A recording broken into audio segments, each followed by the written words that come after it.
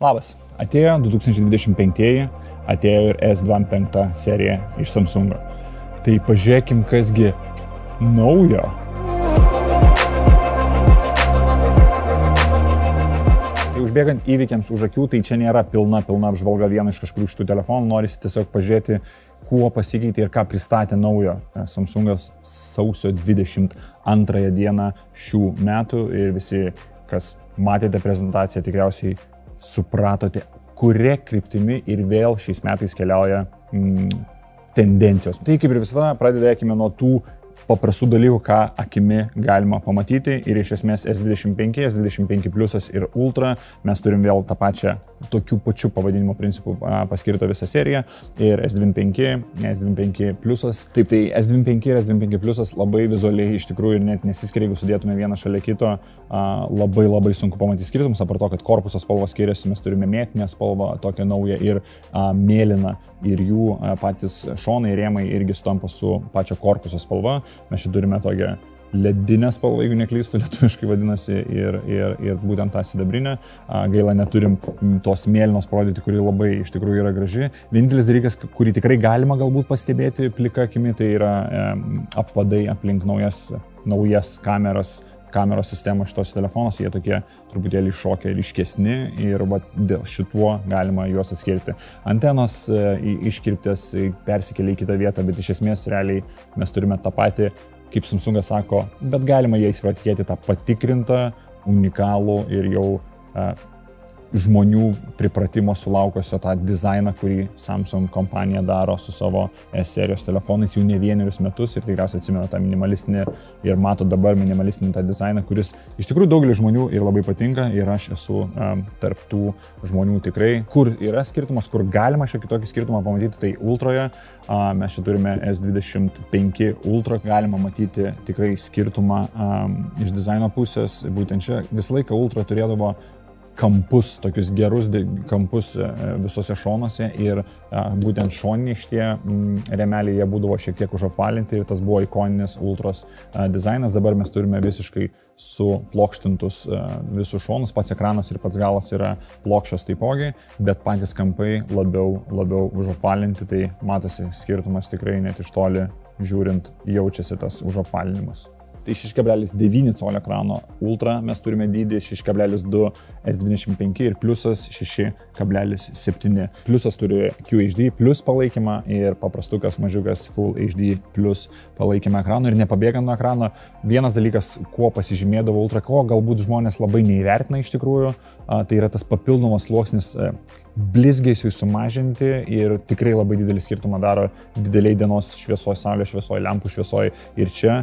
Ir jis šiek tiek yra iš tikrųjų pasikeitęs nuo 24 Ultros, labai nežymiai jaučiasi ir ne tai, kad ir ryškumas būtų ekrano didesnis, bet tas pats ir sluoksnis papildomas žymiai lengviau leidžia naudotis pačiu telefonu lauke arba būtent prie tokio apšvietimo. Tikrai labai didelis skirtumas ir verta apie to nepamiršti šito fakto, kad tokie dalykai egzistuoja. Dar žiūrint į patį priekį, jungus patį ekraną 24 Ultros ir 25 čia šitoje pusėje matosi netgi kaip skiriasi patys rėmeliai aplinkui ir šiek tiek užapvalinti čia, visiškai status kampai šonuose ir šiek tiek plonesni rėmeliai būtent naujojo varianto, į ką irgi galima atkreipti dėmesį.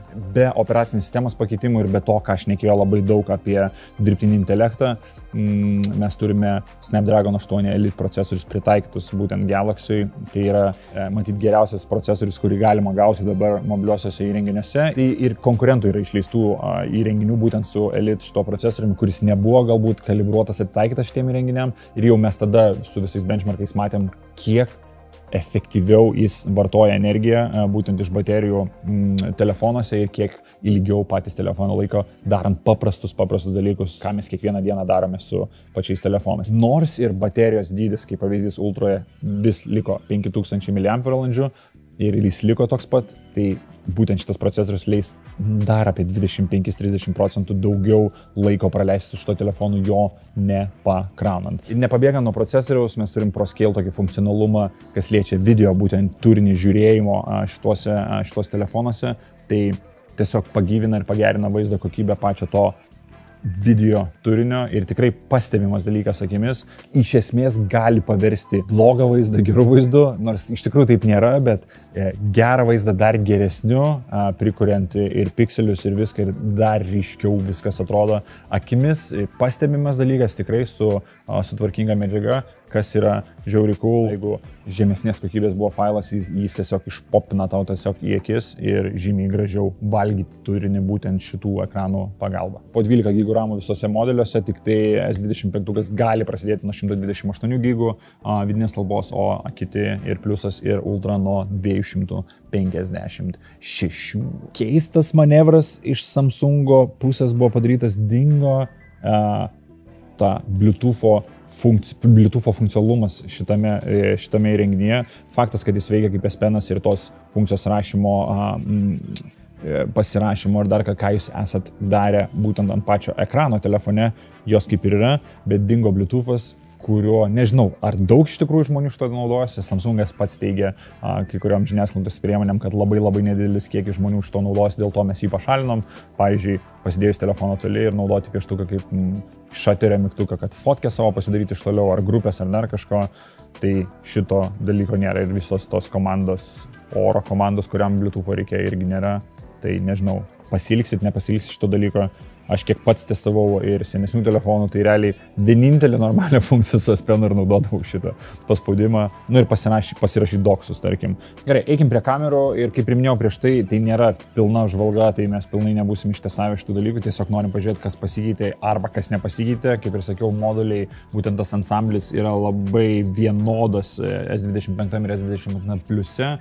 Mes turim 12, 50 ir 10 megapikselių kamerų šitos modulius čia, o kas pasikeitė, tai ultroje mes turime 50 megapikselių dabar super plataus kampo kamerą, kuri dar detaliau galės užfiksuoti ir jūsų plačius kadrus, ir netgi makro žymiai geriau su pagalba su pagrindiniu sensoriu. Ir vienas dalykas, kuris fainas atkeliavęs, toks funkcionalumas filmavimo metu, tai yra galimybė filmuoti log spalvų profiliu. Mes turime žymiai platesnės galimybės tvarkyti spalvas postprodukcijoje, o po to tai tiesiog žymiai didesnės galimybės entuziastam ir profesionalam filmuojant telefonu. Tai faktas, kad mes galima lyginti savo odą, filtriukus visokius dėti, kur netgi galima portretinės nuotraukas daryti, kur šviesos šaltinis yra tau už nugaros ir gražiai tą išlieti ir daryti išliejimą kadro jau padarytos nuotraukos vėliau arba netgi senas fotkės. Iš esmės labai panašiai, ką mes ir kalbėdavom ir praeitų metų apžvalgoje mini ir netgi Google Pixelio apžvalgoje, nes Google'as būtent su Samsungu labai artimai bendrauja ir dar prieisim prie to, prie Gemini. Ir pereidami prie dirbtinio intelekto kelių pavyzdžių, kuriuos rasite naujai šitos ir kurios rasite, kas iš seno atkeliavę dar į šitos telefonus. Grįžkime truputėlį prie procesoriaus ir 40% geresnis MPU procesorius, tai dar baisu būtent tom užduotim, ką galbūt gali daryti dirbtinis intelektas. Mes turime 37% galingesnį patį CPU ir GPU 30%. Tai visi intensyvūs darbai žymiai geriau daromi, be abejo ir žaidimams. Tai pats procesorius ne tik galingesnis, ne tik efektyvesnis energijai, bet ir aušinimas žymiai jo yra geresnis, geresnė aušinimo pati sistema, ta vapor chamber vadinama, tai nebus ir to kaitimo tokio didelio, bet žymiai greičiau atiduodama pati visa kaitra iš Snapdragon 8 Elite procesoriaus šituose telefonuose. Na tai ką?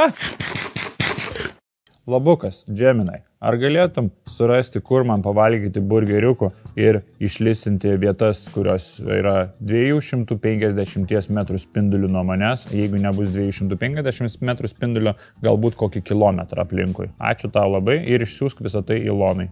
Tai aš užklausiau ir išmetė visus burgeriukus, Drama burgeris, va čia bučeris, Dingo grill, ajo mama. Išklausė ir aš gana greitai šnekėjau ir gana, ką žinau, daug susakiau jam informacijos. Ir vienas iš pagrindinių dalykų visos prezentacijos metu buvo apie Google ir Samsungo bendradarbiavimą ir kaip Gemini kartu su Bixby susijungia šitos telefonuose ir padeda dar geriau gyventi visiems žmonėms, kur Galbūt ne viską mes lietuvių kalba galėtume išnaudoti, bet yra tikrai nemažai funkcionalumo, kuriais galima pasinaudoti. Neaišku, kiek tiksliai žmonių tuo naudojasi, lygiai taip pat kaip Samsungas nežino, kiek tiksliai naudojasi S Pen to funkcionalumu Bluetooth, bet ir šitais dalykais po kol kas sunku pamatuoti tokius dalykus, kiek naudos atneša, bet būtent tą, ką aš dariau, ilgo mygtuko paspaudimas ekrane ir atsidaro Gemini ir manęs klausosi, ką aš jam pasakau ir jam galiu duoti komplikuotesnės užduotis ir netgi skirtingose programuose, jis dar vis mane čia seka. Šitas būtent dalykas, aš ir manau, kad yra tas, kurį dažnai galbūt žmonės ir naudotų, nes tu pats paguglinės, suradęs kažkokias vietas, tada surašęs ją nusikopint, galbūt 5-6 per share mygtuko kopiją sudėti žinutę ir siūsti gali užtrukti, o čia mes pakalbėjom 10 sekundžių ir turim atsakymą staigiai ir išsiunčiam. Neaišku, ar visą laiką gausi tą, ką tu nori, bet darbas yra tikrai padarytas. Sveikas. Sveikas, malonu susipažinti, kaip galiu tau šiandien padėti. Padėk, prašau, pasakydamas savo vardą, kiek tau metų ir ką norėtum valgyti, ką aš norėčiau valgyti rytoj pusryčiam. Aš esu Gemini, didelis kalbos modelis ir man labai malonu susipažinti. Nors neturiu fizinio kūno ar asmenybės, vis tiek galiu su tavimi pabendrauti ir padėti, kaip tik galiu. Dabar norėčiau paklausti apie tavo pusryčius. Ką planuoji valgyti rytoj? Taigi aš tave šito klausiau. Ai, kvailelė, tu kvailelė. Atsiprašau, aš nesupratau. Kažkur matytas, ne, šitas vaizdas, kai yra tiesiog kalbėjimas su Google Gemini, tai lygiai tą patį mes kalbėjom prieš mėnesį, man rodos, lygiai. Tai tas bendradarbiavimas tarp Google ir Samsungo atsispindi čia. Tai būtent šitie telefonai irgi šitą funkcionalumą turės. Man rodos, tik tai S25 ir tik tai Google Pixel 9 serija, jeigu neklystu. Jūs gaunate ir Gemini Advanced tokią subskripciją pusei metų, jeigu irgi neklystu, būtent su šitais telefonais pridami, tai visom šitom funkcijom galės naudotis, plus Google 2 terabaitus drive'o, žodžiu, yra papildomų naudų būtent perkant šitos telefonus. Ką galite daryti, būtent kalbėdami gyvai su šito Gemini Live, tai jūs kalbate, jis tavęs klausosi ir jeigu tu jį gyvai gali pertraukti, jeigu jis pradeda kalbėti nesąmonę kažkokią arba ne tą, ką tu norėjai, arba tu persigalvoji, jis iš karto pradeda tavęs klausytis ir taip naudotis jo tą pagalbą gyvai kaip su gyvu žmogumi šnekant, girdėjosi, kad truputėlį kirčiai kitokie, čia tiesioginis toks vertimas, žodžiu, bet lietuviškai tą irgi įmanoma daryti. Ką dar gali Gemini daryti, gali jo paprašyti išklausyti, tarkim, eina filmukas, galiu paspausti įjungimo mygtuką ilgai, jis dabar manęs klausosi, bet aš jį išjungiu ir galiu klausti apie filmuką kažką tais ir rašau apie ką šitas filmukas ir padaro santrauką. Šiame vaizdo įraše apžvelgiami 2 Samsung įrenginiai, Tab S10 Ultra planšetinis kompiuteris ir išmanusis telefonas. Galiausiai vaizdo įraše pateikiama informacija apie įrenginių kainas ir kur juos galima įsigyti. Nebūtinai tokio tipo filmukus, bet būna ir kokios nors detalios techninės daug informacijos filmukuose po 40 po valandą laiko ir būtent pagrindinius pointus gali taip būtent pagalba dirbtinio intelekto juos išsirašyti. Kokia yra kaina?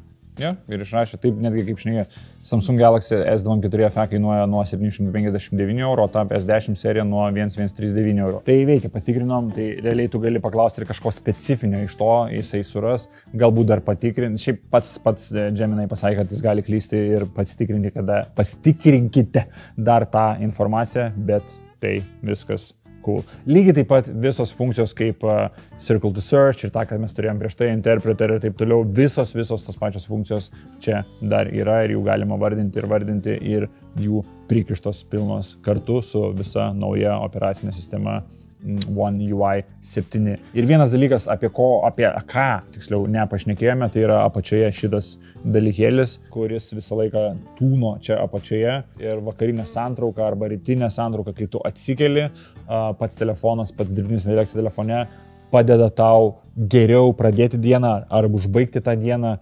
parodydamas dienos temperatūrą tavo, jeigu turi kažkokių papildomų įrenginių ir naudosi Samsung Health'u, tau pasako, kaip tu miegojai, koks buvo tavo energijos lygis, kaip tu pasiruošęs dienai ir tas parodo visus tavo susitikimus tos dienos ateinančius. Toksai horoskopas, telefono horoskopas. Nors netikiu, bet horoskopas paremtas faktais. Bet iš esmės ir vakare parodo irgi kokia statistika pačio tavo buvo, kiek nukeliavai žingsnių, ką suvalgiai, jeigu suvedinėjai, jeigu naudoji tas visas programas, žodžiu, toks santrauka tavo dienos ir padeda turėti tą closure vadinamą su tais dienos įvykiais.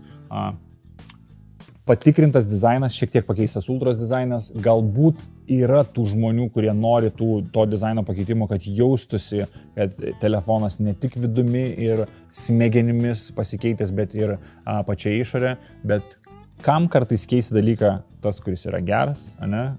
Jeigu yra geras. Man labiau šitas telefonas ne tai, kad jis yra S25, bet labiau kaip S24 paturbintas telefonas. Bet ar geri šitie telefonai? Faktas. Verti dėmesio? Taipogi. Jeigu tu turi 24, sunkus atsakyti klausimas, bet atsinaujinti į naujausią visą laiką yra smagu. Ir jeigu jūs tą norėsite padaryti, jau tą galima padaryti, įdėsime nuorodą į Topo centro elektroninę parduotuvę apačioje, kur tai galėsite padaryti. Tai va, visos kainos lygiai taip pat apačioje nuorodoje. Ačiū, kad žiūrėjot ir tikiuosi susitiksim kitose unboxing laidose. Slava Ukraine. Bye.